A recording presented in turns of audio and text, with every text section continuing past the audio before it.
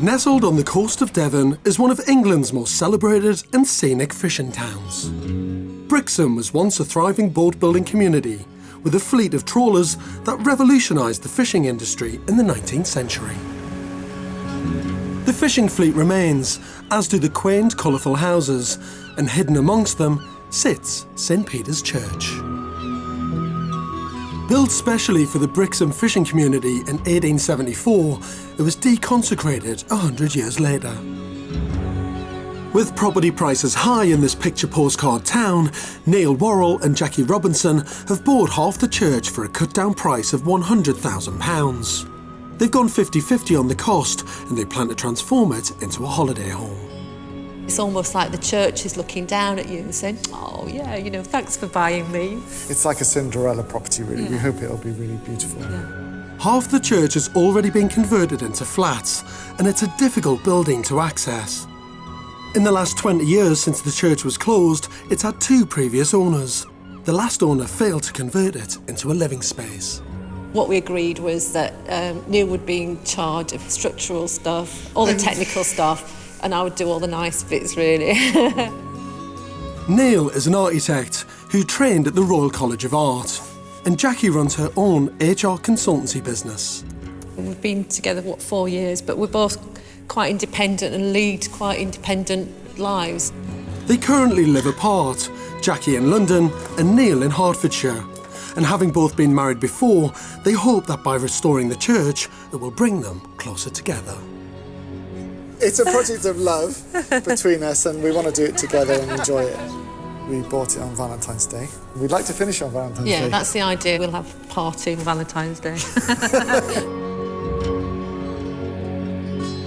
I've come to help and advise them as they begin their restoration journey.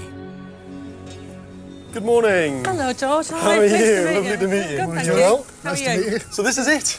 Yes, our church. It's not what I expected at all. No. When someone says you're going to see a church, you think it's going to be some kind of big, grand, prominent building. No. And actually it's this tiny Tiny, little I thing know. tucked away on the hillside. Cute, isn't it? Really cute. Yeah. From the outside, Yeah, I you can know. see Well little done. cracks here and there. The Yeah. coping stones are going, the guttering's all Yeah. shot. The slate tiles are not I bad. knew there was a lot of work involved in it, but with a bit of persuasion, we sort of thought, yeah, we do love it, and we'll go for Yeah. it. She's lovely, though, isn't she? She's brilliant. Yeah. Absolutely fantastic. She'll go inside and have a look. As half the church has already been converted, what's left is by far the most challenging part to restore. This includes the chancel, where the choir would have sat, and half the nave, which currently forms the basement. Access is on the side of the building, leaving a total space of 2,000 square feet. This is the... This It is the main is part big of the inside, church. isn't Yeah, it? yeah, it's really deceptive, isn't it? Oh my God. Yes, have a walk on that, steady, George, you're okay. careful. To the previous owners, this unusual combination of chancel and nave has so far proved impossible to convert. But with Neil's architectural expertise and Jackie's heart set on the project, they think they can succeed where others have failed. It's beautiful. I mean, you've got the fantastic roof panelling, which is really elegant, and all these lovely details with the stone arches and the cornicing. It's really beautiful, actually. The church is Gothic Revival, a style that swept across Britain during the Victorian era. It harked back to our God-fearing medieval past.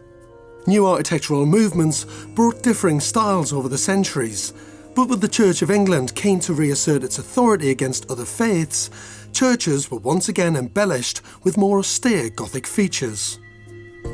St Peter's is no exception, although more modestly, with its pointed windows, decorative buttresses and stone arches. But sadly, because of its difficult location and troublesome layout, it's been left to rot. The sea air and rain has seeped into the building. A lot of damp though. A lot of damp. Yeah. You can always tell when you walk into an old building when this kind of moisture in the air kind of hits the back of your But throat. we're lucky to have a roof vent and some other vents, and there is some air circulation. But I love the optimism at the beginning of projects. I love it. It's not too bad, is it? Look, look, I'm just looking over here. Look, I can see daylight through there. This is what I call cottage cheese, right? This is when timber... There you go. Look at that. Yeah. Wow. That would have been Lovely, solid oak. Neil's at one never point. shown me that before. Have you been hiding that? There's a good reason for that. Yeah. Upstairs, the church is full of transcending light, but down below in the basement, it's a different story altogether. Because of the positioning of the church and the steepness of the hill, half of it is underground, with no natural light. That just doesn't feel like a church. Well, we sometimes call this the crypt, George, but actually this is actually half of the body of the church. How do you get natural light in? Well, before we bought it, we put in a planning application and we got permission for a couple of Two big skylights. roof lights. I mean, that is the biggest challenge, Correct. obviously. Yeah.